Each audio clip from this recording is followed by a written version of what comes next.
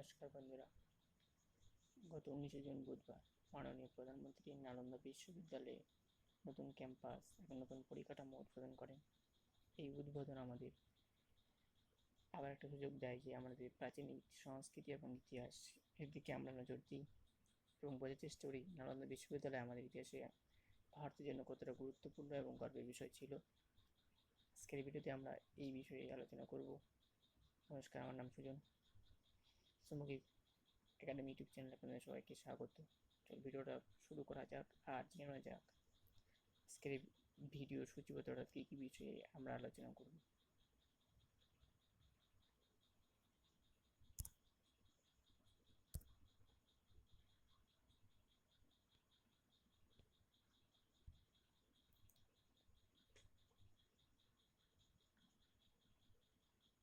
আজকের ভিডিওতে প্রথমত নালন্দা বিষয়ের যে সমস্ত খবর জানা যাচ্ছে সেই সম্পর্কে আলোচনা করব। দ্বিতীয়ত নালন্দা বিশ্ববিদ্যালয়ের ইতিহাস সম্পর্কে। তৃতীয়ত এই নালন্দা বিষয়ের ধ্বংসাবশেষ এর বিষয়ে। এবং চতুর্থ নালন্দা বিশ্ববিদ্যালয়ের পুনরুদ্ধারের যে কাহিনী সেই সম্পর্কে আমরা আলোচনা করব এবং চতুর্থ নালন্দা বিশ্ববিদ্যালয় সম্পর্কে আলোকপাত। এবং শেষে একটি কোশ্চেন থাকবে যেটা হলো গত প্রিভিয়াস ইয়ারে যে কোনো পরীক্ষা এসেছে এরকম একটা কোশ্চেন। আপনারা যে কোশ্চেনের উত্তর জানিয়ে থাকেন তো আপনারা উত্তর দেওয়ার চেষ্টা করবেন।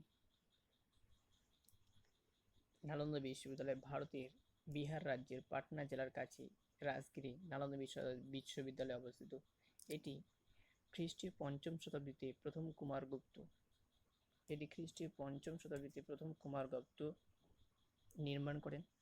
উল্লেখ্য, এইখানে হলো চীন, তিব্বত এবং কোরিয়া এবং মধ্য এশিয়ার বহু ছাত্ররা অধ্যয়ন করতে অর্থাৎ পড়াশোনা করতে এখানে আসতেন। এইখানে যে বিষয়ে পড়াশোনা করা হতো অর্থাৎ পঠন পাঠন করা হতো যে সেগুলি হলো বেদ, সংস্কৃত, ভেষজ বিদ্যা এবং দর্শন বিষয়ে ছাত্রদের পঠন পাঠন করানো হতো। বিদেশ থেকে আগত কোথা থেকে আসতো? চীন, তিব্বত, কোরিয়া এবং মধ্য এশিয়ার বহু ছাত্ররা এখানে আসতেন এবং তারা পড়াশোনা করতেন এবং হোস্টেলের ব্যবস্থা এখানে ছিল নালন্দা বিশ্ববিদ্যালয়ে।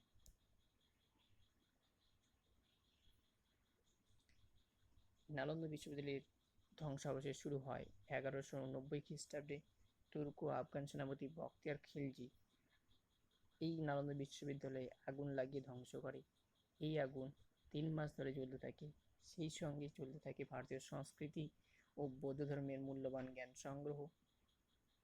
এর পরবর্তীকালে নালন্দা বিশ্ববিদ্যালয় ভারতের ইতিহাস থেকে মুছে যায়। তারপর 1812 সালে নালন্দা বিশ্ববিদ্যালয়ের স্তূপ পাওয়া যায় এবং সেই স্তূপের পরীক্ষা চালান হলো ফ্রান্সিস বুকানন হ্যামিল্টন সমীক্ষা চালান এবং তিনি সেই স্তূপকে চিহ্নিত করতে পারেননি। পরবর্তীকালে 1861 খ্রিস্টাব্দে সরকারিভাবে আলেকজান্ডার কানিংহাম এই স্থানে সমীক্ষা চালান এবং তিনি এই ধ্বংসস্তূপ উদ্ধার করেন।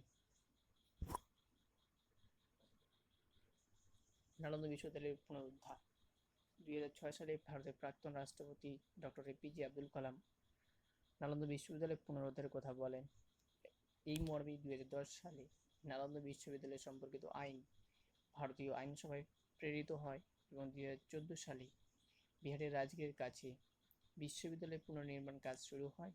2015 সালে আমাদের প্রাক্তন রাষ্ট্রপতি প্রণব মুখার্জির দ্বারা রাজগিরের পিলখি গ্রামে বিশ্ববিদ্যালয়ের শিলান্যাস করা হয় এবং 2017 সালে এই বিশ্ববিদ্যালয়ের নির্মাণ কাজ শুরু হয়।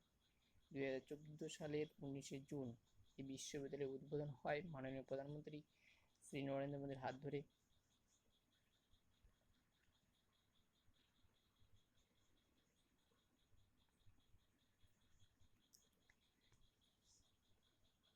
এই নালন্দা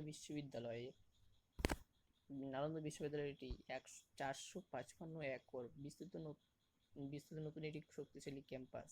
এখানে উন্নত মানের নেট জিরো গ্রিন ক্যাম্পাস হিসেবে গড়ে তোলা হয়েছে। এটিকে উন্নত মানের নেট জিরো গ্রিন ক্যাম্পাস হিসেবে গড়ে তোলা হয়েছে। এখানকার একটি অন গ্রিড সৌর প্ল্যান্ট সৌরশক্তি সরবরাহ করে যা দূষণের পরিবেশে জীবাশ্ম জ্বালানি অর্থাৎ কয়লা, পেট্রোল এই সমস্ত জ্বালানির উপর নির্ভরতা হ্রাস করে সৌরশক্তির উপর ভিত্তি করে এখানকার হলো সৌর বিদ্যুতের চাহিদা পূরণ করবে। এছাড়াও জলের সুব্যবস্থা এখানে রয়েছে। এই ক্যাম্পাসটি অত্যাধুনিক জল শোধনাগার, বিশুদ্ধ পানীয় জল সরবরাহ করে। এখানে অত্যাধুনিক একাডেমিক সুবিধা রয়েছে, যেমন স্মার্ট বোর্ড, ডিজিটাল টুল দিয়ে সুসজ্জিত ক্লাস যা সমসাময়িক শিক্ষার অভিজ্ঞতা প্রদান করে, একটি সুন্দর করে সাজানো লাইব্রেরি, একটি আর্কাইভাল সেন্টার রয়েছে এইখানে।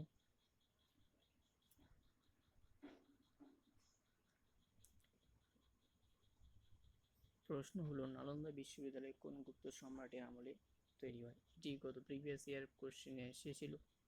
আপনার যদি জানা থাকে তাহলে উত্তর দিয়ে দেবেন। ধন্যবাদ।